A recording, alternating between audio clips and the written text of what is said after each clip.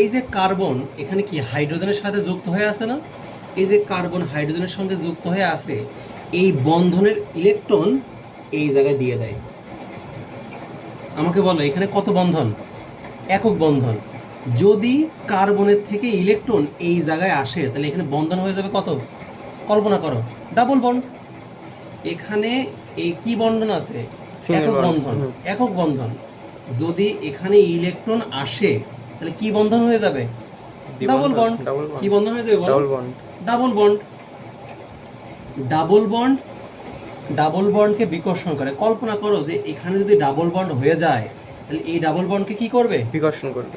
তাহলে এই ডাবল বন্ডের যে ইলেকট্রন, সেই ইলেকট্রন চলে আসবে এই প্রান্তীয় কার্বনের কাছে।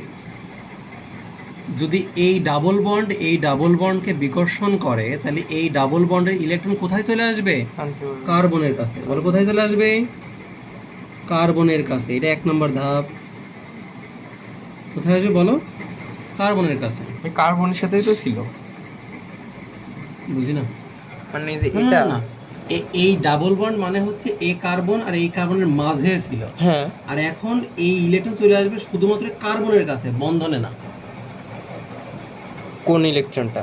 এই যে ডাবল বন্ডের ইলেকট্রনটা, হ্যাঁ, কোথায় চলে আসবে? আগে ছিল বন্ধনে, ইলেকট্রন কোথায় ছিল? বন্ধনে। বন্ধনে। এখন চলে আসবে কার কাছে? কার্বনের কাছে। কার্বনের কাছে। কিন্তু কার্বনের তো সবগুলো হাত মিলে বোঝাবো।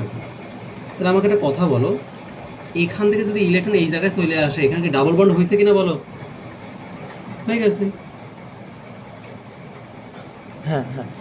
যেহেতু এই জায়গা থেকে ইলেকট্রন আসছে তাহলে আমরা কি চিহ্ন দিব? Plus charge. ওকে। হ্যাঁ। একটা কথা বলো আমাকে, সেটা হচ্ছে কার্বনের তো অলরেডি 4টা হাত বুক হয়ে আছে। এই কার্বনের অলরেডি 4টা হাত বুক, কিন্তু ইলেকট্রন যদি এর কাছে আসে এটা কি হয়ে যাবে? Plus charge. বলো কি হয়ে যাবে? ভাই ইলেকট্রন নিলে প্লাস, হ্যাঁ, মাইনাস চার্জ। মাইনাস, ঠিক আছে। তার মানে এই কার্বনের ঘনত্ব কি হয়ে গেছে? বেড়ে গেছে। কিন্তু এই কার্বন তার এই বেশি ইলেকট্রনকে বেশিক্ষণ রাখতে পারবে না, কারণ ঘনত্ব তো অনেক বেশি। কার্বন ইলেকট্রন নিলে ঘনত্ব বেড়ে যায়। ইয়েস, ঘনত্ব তো অনেক বেশি বেড়ে গেছে, তো ও তো রাখতে পারবে না, আনস্টেবল অবস্থা না। এই জন্য কার্বন কি করবে? ওই ইলেকট্রনকে এই বন্ধনে দিয়ে দেবে। কল্পনা করো এই জায়গায় যদি ইলেকট্রন আসে, এখানে ডাবল বন্ড হয়ে যাবে না? এই ডাবল বন্ডকে কি করবে? বিকর্ষণ করবে। তখন এই ডাবল বন্ডের ইলেকট্রন চলে আসবে কার্বনের কাছে। মিল আছে না? হ্যাঁ। আবার আরেকবার হয় মনে হয়। এখানে তো অলরেডি ডাবল বন্ড আছে, তাই না? যেটা আছে তো দিয়ে দিবা। দেখো এখানে ইলেকট্রন আসছে তাহলে এখানে ডাবল বন্ড হয়ে যাবে, আর ডাবল বন্ডের ইলেকট্রন এই জায়গায় আসছে তাহলে এখানে ইলেকট্রন ঘনত্ব বৃদ্ধি পাবে। ক্লিয়ার? বেশিক্ষণ রাখতে পারবে না, তাহলে চলে আসবে বন্ধনে। এখানে ডাবল বন্ড হয়ে যাবে, এই ডাবল বন্ডকে বিকর্ষণ করে চলে আসবে এখানে।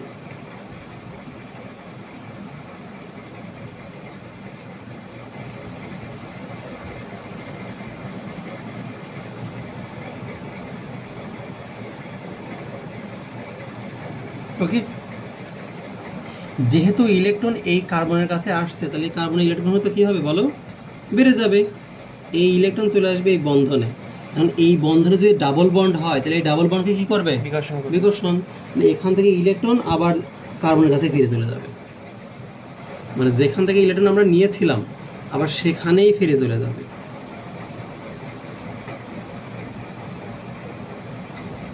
তাহলে প্রশ্ন হচ্ছে, ভাই এখানে এই যে প্লাস চার্জ না সবগুলা, এখানে আমার এখন প্লাস চার্জ চলে গেল। আচ্ছা, এখন প্রশ্ন হচ্ছে এইটা যে লাভ কি হলো? একই তো, খালি একটু একই তো। লাভটা এটাই, এর দ্বারা আমরা প্রমাণ করলাম যে বদ্ধ শিকল অ্যারোমেটিক যৌগে যে ভিতরে পাই ইলেকট্রন থাকে এটা একা একাই মুভ করতে পারে।